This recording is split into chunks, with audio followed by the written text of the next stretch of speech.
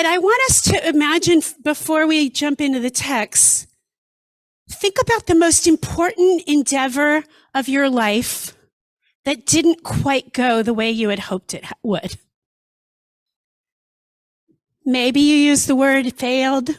Maybe you used the word it just didn't go that way. Maybe you used some other descriptive. But if you think about that moment, there are so many different ways that we could respond. Most of us probably at some point of our life with this kind of experience of that magnitude might have responded with tears, with anger, with frustration, with wanting to blame the world or blame ourselves. And what I want us to do is to go back to creation. And I want us to look at what God seems to do when God realizes that God's great endeavor of creating humanity didn't quite go as it should. And look at what we can learn from that. So, would you mind helping to pass out sheets? So if you look at the very beginning of the Torah, we usually focus on the different days of creation, Adam and Eve, right? There's many, many stories in that first parsha. But at the very end of the first parsha of the Torah, literally the last few verses, there's a fascinating passage. And it goes like this. Vayara Adonai ki rabba ra'at ha'adam ba'aretz v'chol yetzer machshavato libo rak ra kol hayom. And God saw that human wickedness flourished on earth and how all the plans devised by their minds were nothing but evil all the time. I just want to point out here in translations, please don't worry that I don't know grammar. I purposely have been gender inclusive in my translations so that there is my way of including, right? But God saw that all the people were evil and that their minds were devious all the time. And then this is the key, the next verse. We may have to share, I think there were about 50 copies, so if you have to share, that'd be great. The very next verse says, Vayinachem Adonai ki asa et ha'adam ba'aretz vayityasev el libo. And God regretted that God had made humans on earth, and God's heart was saddened. It's actually a reflexive, hit pa'el. God caused God's own heart to be sad. And then goes on, says that God says, I will blot out from the earth the humans whom I have created, humans together with the beasts, for I regret that I had made them. Think about how strong a statement that is. God regrets having created humanity. Now, we need to think about what was happening here, and please feel free to raise your hand if you have a question or something you want to add. But up until this point, right, the two main stories that seem to have happened there was the Garden of Eden, right, that Adam ate from the tree of knowledge after being told not to, and Cain and Abel. And with those two human beings, or those two human stories, God is just done and fed up. And God's ready to say, forget this enterprise. I should never have done this. I regret that I ever created humanity. What kind of response does that elicit in you? Like, what's your thoughts in reading that? We kind of gloss over this verse often. Anybody? Yeah.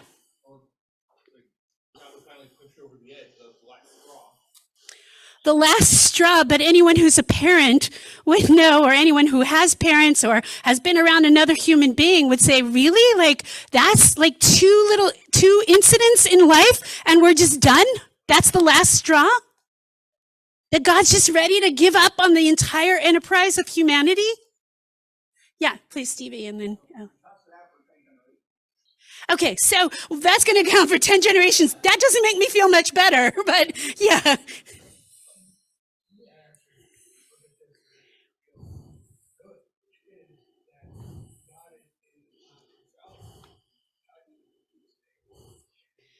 Uh,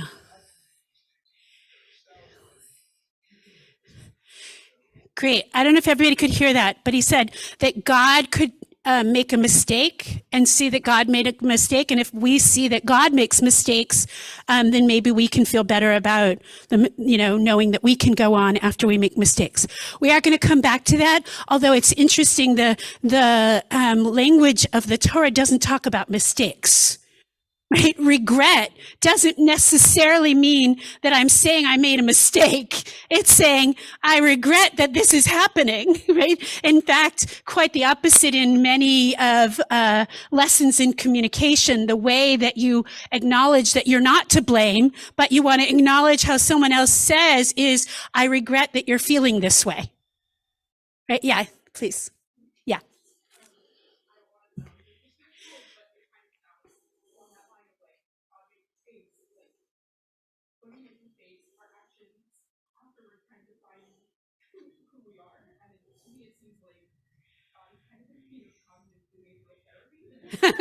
Great. Okay. God is somehow in cognitive therapy, behavioral therapy. Great. Yeah. Rabbi Konigsberg.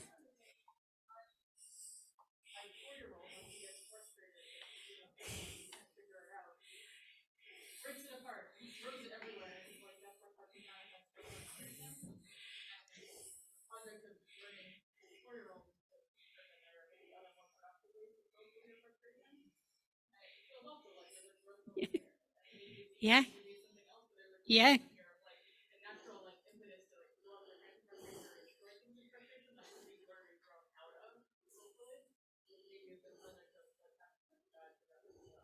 Great. Yeah. One last comment.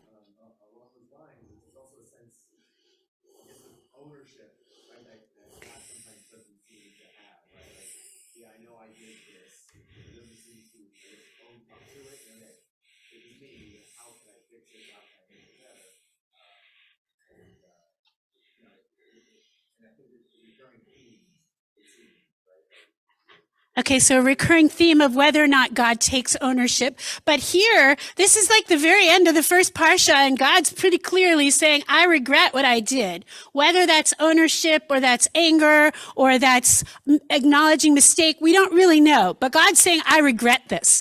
Now, for those of you who were wondering, wow, what do we do with the fact that this seems to be attributing emotions to God? Which feels a little bit anthropomorphic. It is. But in case you're interested, the commentary from Radak from the 12th century into the 13th century here helps us just understand that, yeah, we're using that language, but just so you know, that's really human language because that's the only language that we can understand to use about God. That's pretty similar to what Rambam says, Maimonides. He says, like, we have to use human language because we don't know it. We as human beings don't really know any other language, but it's really difficult to ascribe human language to God. Right? But I want us to keep going because this idea that God is somehow regretting what God does is to me very fascinating. And even just to think about regret at all. In fact, it's Mark Twain who taught us that if you think about 20 years from now, you're going to actually be more disappointed and regret the things you didn't do, not the things you did do. Right? Like, think about like all those things that we think we should have done, could have done, would have done, and we can all keep a long list of what those are. And somehow, like, those are the things that we will remember later on, not the things that we did do. But let's look at the Midrash, because if you're looking carefully at this word vayinachem, which is translated as God regretted, you're going to notice from your own knowledge of Hebrew, and the Midrash is going to remind us in a minute, that actually can mean something else. Yeah. So I'm just going to read it. I usually like to have someone else read, but because of the sound, I'll read it, right? So Breshit Rabbah, which is the Midrash on the book of Genesis from about the 1st or 2nd century, says, According to Rabbi Yehuda, God thought this was my mistake. It really was a mistake that I created humanity at all. And I regret that I created humans on earth as terrestrial beings. And here he's focusing, says the Midrash, on the word ba'aretz, meaning I created human beings on earth. So the Midrash goes on and says, as if they're imagining this conversation that God is having with God's self, and says, had I created them above, meaning in the heavenly world, they wouldn't have rebelled against me. In other words, if we human beings were more like angels, we would just follow whatever it is that God tells us to do. Right? That's one of the distinctions between humans and angels. Angels are given particular tasks with particular direction, and humans are endowed with free will and the ability to choose on our own. But it doesn't stop there, because that's the opening of the Midrash. And then it goes on, it says, Amar Rabbi Ivu, right? That Rabbi Ivu says, I agree with this teaching. As if to say that God regrets creating humans with a yetzer hara, with an evil inclination, that wild, untamed inclination. For had God not, they would never have rebelled against God. Right? Divine life would have, in essence, what he's saying is divine life would have been much simpler without those pesky red devils on the human shoulder. That should really have been in italics. That's not in the Midrash. That's my interpretation, right? That like had the, right? Like that little red devil that tells us to do what we're not supposed to, right? That somehow Rabbi Ivu is saying it would have been better if we had been created as angels, because then that little red devil wouldn't exist and we would be following God's orders, right? And that is, as he understands it, the way we interpret the V'yanachem as God regrets. Okay? But Rabbi Nehemiah is going to disagree. He says, Mitnachem ani shebarati oto. No, I'm actually comforted. I'm consoled. Right? This is comforting, because had I created them above, they would have been corrupt. They would have corrupted the angels. Right? Now, this is the part that should be in italics. My little obedient puppets, I'm glad those humans can't actually corrupt them. So no regrets, just comfort. Now, what is this based on? That same verb, vayinachem, you might recognize from Hamakom yenachem etchem betoch she'ar v'lei Tzion b'Yerushalayim, that may God comfort you along with all other mourners in Zion and in Jerusalem. It's the same exact Hebrew root. It can mean regret. It can mean comfort. Yeah. Yeah, it's also part of Nehemiah's name, who is the one commenting right now. Okay? So, which is it? And why is it that then in the original verse, we might not read it as God was comforted that God had created humanity, even with the Garden of Eden, and even with Cain and Abel? Thoughts, comments, questions before I go on? Yeah, Stevie. Yeah, I read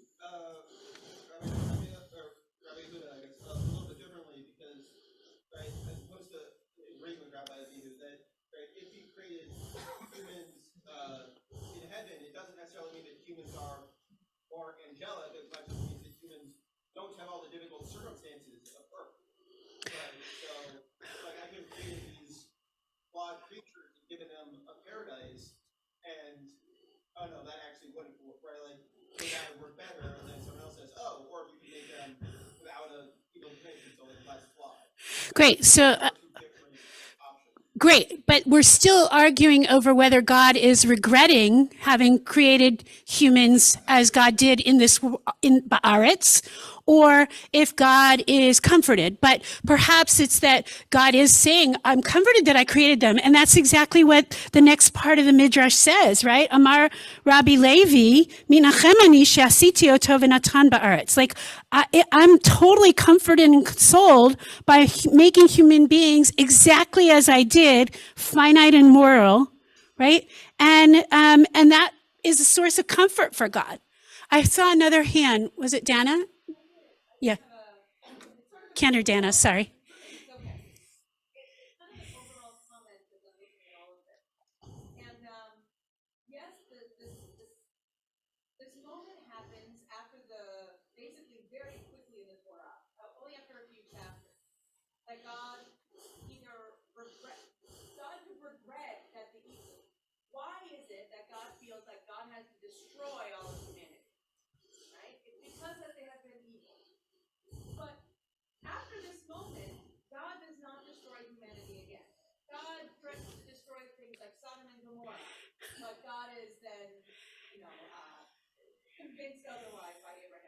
Right. Whatever moment we read from now on could not be nearly as bad as it was in that moment that caused God to want to destroy all of God's creation. Great. So that there any moment later in the future couldn't possibly be as bad as this one. So the other instances where we read of God perhaps considering destroying humanity are not as bad. And yet might also be because this already happened, not necessarily because they weren't measurable in degree as worse or better, but rather that God already had to face God's acknowledgement that it didn't quite go as God had thought it would.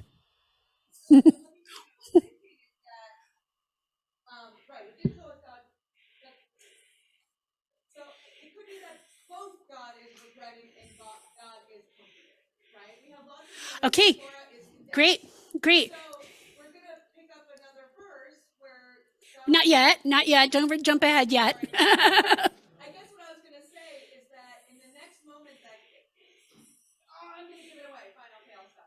Okay, stop there, but I'll let you in a second. Hold on for 1 second, Marty. But what we see in this midrash that I think is what you were starting to get to is there's no resolution.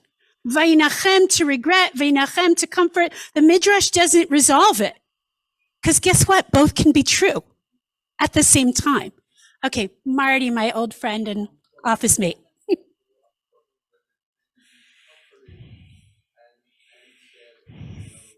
Yeah.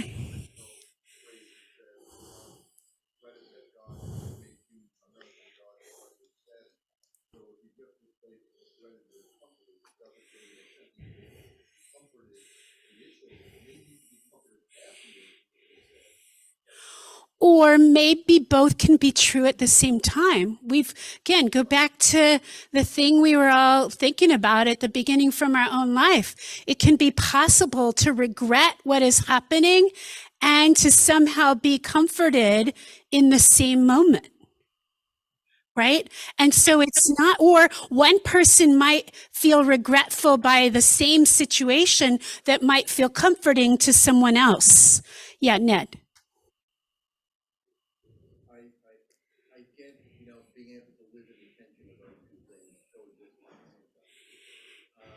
Welcome to the West Coast.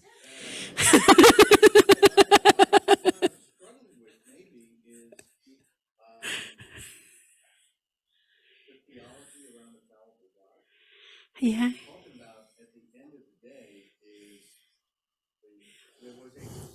Yeah. Right.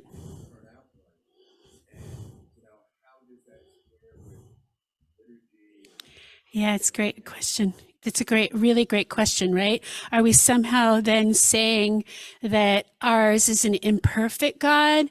Are we somehow saying that perhaps, as I might read it, that when we read of God's reactions or God's emotions, once again, we're learning about our own experience more than we are about a God that we can't possibly know everything about because we're limited by human. But absolutely, it raises major theological questions. I saw Rabbi Kravitz's hand and then one more hand back there. Rabbi Kravitz first. Yeah. Yeah. People, Abraham, right? And Mount Sinai, and what is God tell Moses? Time to destroy these people. Right. It keeps happening. Go again, and Moses has to lead Right. God out of it. Yeah, of course, there's the anger of the people, but meanwhile, that's fascinating.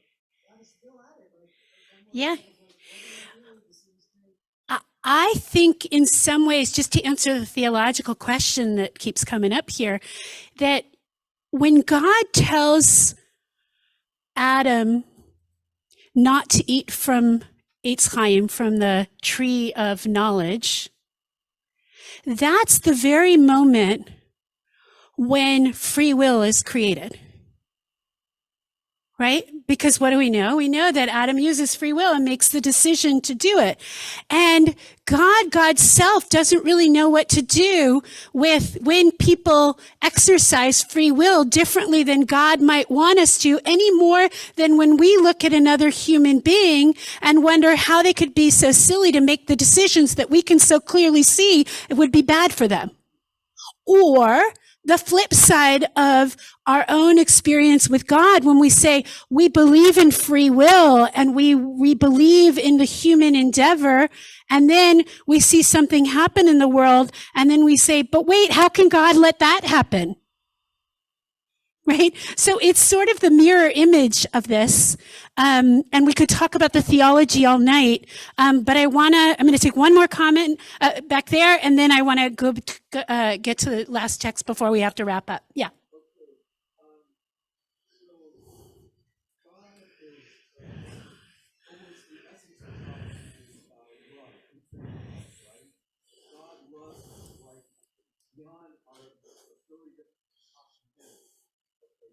How could God regret, creating us if God loves us so much? Well, God, what that is to teach us is that God loves us so much that God regrets maybe what we might perceive as our deficiencies. Okay, so you could turn it and say it's that God's regretting what we do, but the text of the Torah actually tells us that God regrets what God did, right? Or God is comforted by what God did. And I want to just say that I think that both of those can be equally true, and yet they're not the only two understandings of this word vinachem. Because it turns out there's a third verse that uses the same word and it has a different meaning. So if you look on your page, you'll see you have the verse from Exodus 32. Anybody know what's happening around that time of the Torah?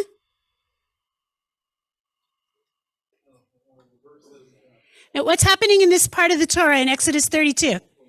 The golden calf, right? This is the narrative of the golden calf. And it turns out that when God there is decided that God is going to wipe out all the people once again, that Moses has this conversation. And then we get this verse, Vaynachem Adonai al hara asher diber la'asot le'amo. That God renounced but reversed God's punishment that he planned to bring to the people.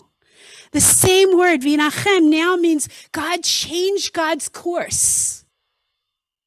Right? So you have vinachem to mean regret, vinachem to mean comfort, and vinachem can mean to redirect one's course.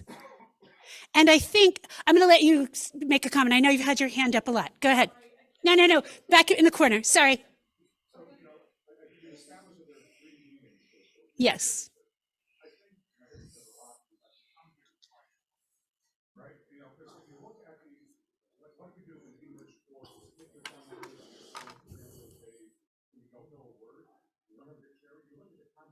Correct.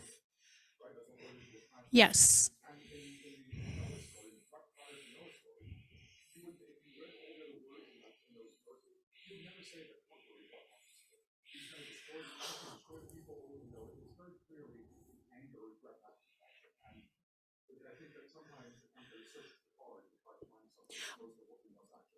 Okay, I haven't gotten to the knowest part yet, but we will. But I want to just say that I think you're right. These three words are each coming out of certain contexts. But imagine, like, we aren't going to solve all the questions about the God part. And I at least buy into my own acceptance that I can't possibly know all that there is of God. But I can know the human language and how we understand it and what it then means for us. And what I take out of these three understandings is a real lesson for us about what it means to live in an experience that we ourselves may have created or chosen to do or found ourselves in, where we regret something, might be comforted by it, but also learn to change our course because of it. And that is the human endeavor, right? When we're able to say, wow, how have I been?